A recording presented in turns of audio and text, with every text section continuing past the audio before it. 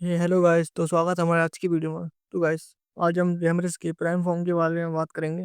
तो guys, video को शुरू करते हैं। はあ暴風竜ベルドラが復活したですってんなわけないでしょ。ベルドラは昔私がワンパンで沈めてやったからね。 Better, better, better, better, better bomb, better, better, better, better bomb, better, better bomb, drugs, better with the bait. तो guys, पहले रेमरेस के बैकग्राउंड और ओरिजिन की बात करते हैं। रेमरेस असल में एक सुप्रीम स्पिरिट थी, और तो और उसे स्पिरिट क्वीन भी कहा जाता था, जैसे कि स्पिरिट की रानी। और रेमरेस का रिश्ता वेल्डनावा के साथ दोस्ती से कहीं ज़्यादा बढ़ के था। रेमरेस को होली स्पिरिट का रिप्रेजेंटेटिव भी माना जाता था, और तो और उसने वेल्डनावा के साथ मिलकर इस दुनिया के नियम और कानून बनाए थे। और रेमरेस एक को क्रिएटर थी, मतलब कि वेल्डनावा के बाद सारी जिम्मेदारी उसके सिर पर थी, और वो एक नेचुरल फोर्स थी, ना अच्छी ना बुरी। जब रेमरेस ने अपनी ताकत खो दी, वो अपने इस पावरफुल रूप को भूल गई और एक छोटी फेरी बन गई। लेकिन जब वो अपनी प्राइम में थी, तो रेमरेस की शक्ति वेल्डनावा के लगभग बराबर थी। तो ऐसे उसके ओरिजिन के बारे में इतना ही था, और उसकी पावर और एबिलिटी के बारे में बात करते हैं। तो पहला है क्रिएशन मैजिक। रेमरेस की सबसे बड़ी पावर थी क्रिएशन। इससे वो कुछ ही बना सकती थी, भले ही नए वर्ल्ड या क्रिएशन, एवरीथिंग यू नो, और तो और सारे सिस्टम भी क्रिएट कर सकती थी। रेमरेस चाहे तो पूरी चीज़ को इरेज भी कर सकती थी। और दूसरी एबिलिटी की बात करें तो उसकी थी उसी इन्फिनाइट माना मैजिक क्लास।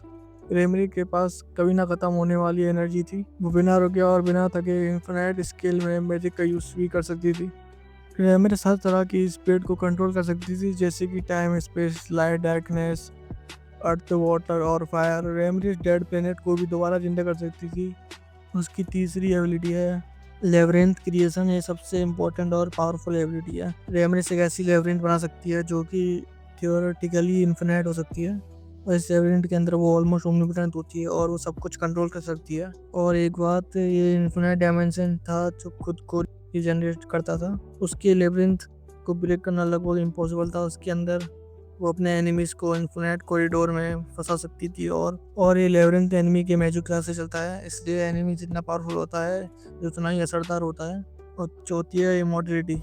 लेवरेंथ के अंदर रेमरेस के सभी सबऑर्डिनेट और रेमरेस खुद पूरी तरह इमोर्टल होते हैं। वर्ल्ड बैलेंस की बात करें तो जो दुनिया में ज़्यादा बुरा या इम्बैलेंस आता है, तो रेमरेस खुद बीच में आकर सब सही करती है। उसका काम इक्विलिब्रियम बनाए रखना होता है, ताकि दुनिया कोलैप्स ना हो। ट्रांसफॉर्मेशन। प्राइम से करंट फॉर्म तक अपनी पावर का ज़्यादा यूज़ करने की वजह से उसका प्राइम फॉर्म टूट गया। अब वो हमेशा के लिए एक फिक्सी फेरी बन गई। छोटी फेरी के रूप में रिकॉग्निशन होती है। हर बार रिवर्स के साथ उसकी पावर कम होती गई, और वो एक छोटी सी, थोड़ी फनी और चाइल्डिश डीमन बन गई। लेकिन उसके अंदर उसके एंशिएंट नॉलेज अभी भी जीवित है।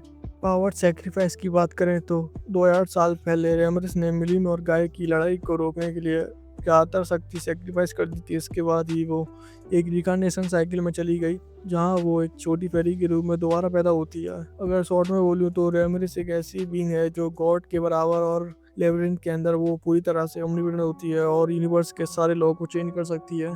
और वो एक ही बार में मिलिन जैसे पावरफुल कैरेक्टर को रोकने में कैपेबल थी। ये रेमरेस की रियल स्ट्रेंथ का प्रूफ है। अब इम्पोर्टेंस की भी बात करते हैं। कुछ इम्पोर्टेंट इन स्टोरी। रेमरेस की क्या इम्पोर्टेंस है स्टोरी में? रेमरेस ने जो लेबिरिंथ और रिजर्वेक्शन सिस्टम बनाया था, वही बाद में रिमूरो के लिए बहुत बड़ा एडवांटेज बनता है।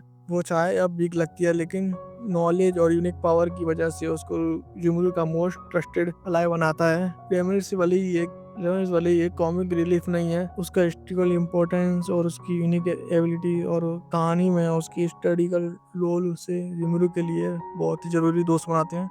अब कंपैरिजन की बात करें तो रेमरेस और रिमूरो के बीच में लड़ाई होगी तो कौन जीतेगा? पहले रेमरेस की बात करते हैं। मेन पावर क्रिएशन मैजिक, कुछ भी क्रिएट या रिलीज कर सकती है। माना infinite level magically. Special ability लेवरेंथ अथॉरिटी, इन्फिनाइट डंजन बना सकती है जिसमें मरने वाले भी रिवाइव हो जाते हैं। वर्ल्ड बैलेंस मेंटेन करती है।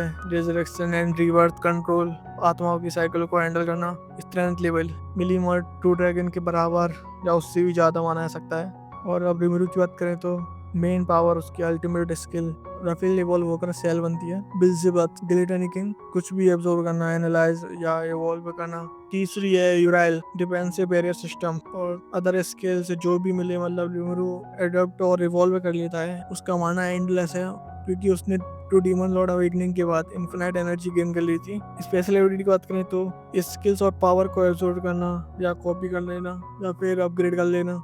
प्रैक्टिकली बात करूँ तो ये मुझे इमॉर्टल और हाइपरवर्सल कैरेक्टर बनाता है उसको, और वो पूरे मल्टीवर्स को कंट्रोल कर सकता है। तो गाइस अब बात करते हैं बैटल आउटकम के बारे में। पहला है रॉ पावर। रेमिस का क्रिएशन मैजिक, दुनिया को बनाने मिटाने की शक्ति, लेकिन रिवरू के पास एब्जॉर्प्शन इवोल्यूशन एक्स है। जो भी रेमिस बनाएगी उसको एब्जॉर्ब कर लेगा या फिर एनालाइज कर लेगा और उसका काउंटर बना लेगा तुरंत। और डिफेंस की बात करते हैं, रेमिस का रिजर्वेशन सिस्टम बहुत ज़्यादा स्ट्रॉन्ग है, जल्दी रिवाइव कर लेती है। और रिमरू की बात करें तो वो तो इमोर्टल है और auto defence barrier regeneration use कर सकता है। और इंटेलिजेंट और स्टडी की बात करें तो रेमरिस एक गॉडेस लेवल नॉलेज रखती है। और बात करें रिमरू की तो रिमरू सेल के साथ उससे भी ज़्यादा ओपी स्ट्रेटेजिक्स है।